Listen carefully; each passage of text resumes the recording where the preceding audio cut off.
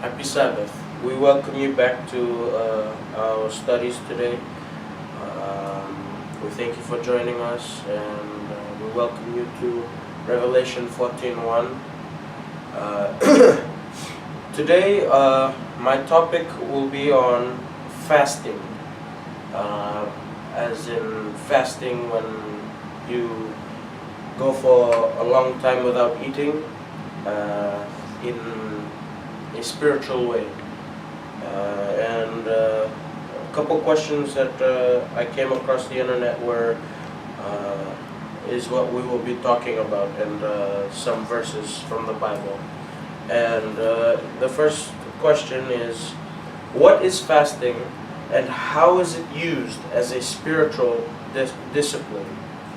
Well, if we can all turn our Bibles to 2 Chronicles 18 verse 2 Chronicles chapter 20 verse 3, and it says, "And Jehoshaphat feared and set himself to seek the Lord, and proclaimed a fast throughout all Judah."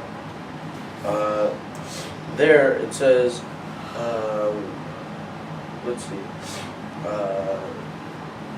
that something came across Jehoshaphat, and he was in fear, and that fear was what caused himself to go into a fasting, and he wanted he wanted all of Judah to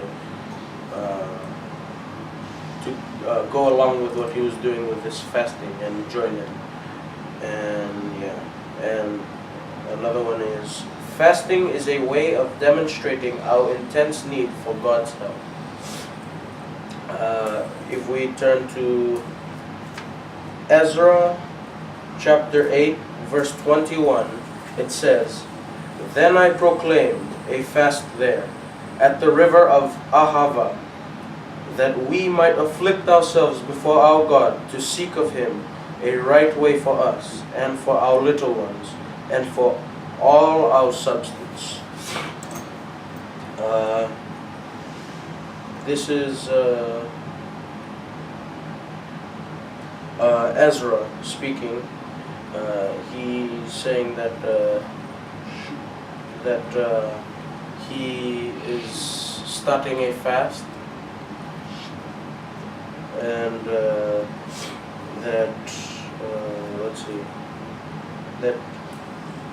he is looking for God and asking for His help. And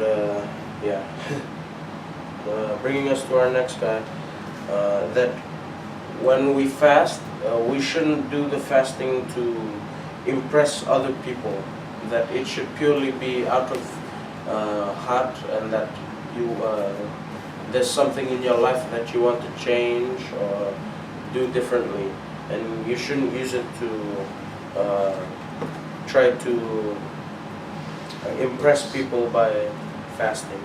And we will turn our Bibles to Matthew 6:17 and 18, and it says, "But thou, when thou fastest, anoint thine head, and wash thy face, that thou appear not unto men to fast, but unto thy Father which is in secret, and thy Father which seeth in secret shall reward thee openly." What it's saying there, that when you fast, you shouldn't make it a public thing. That should just be between you and God.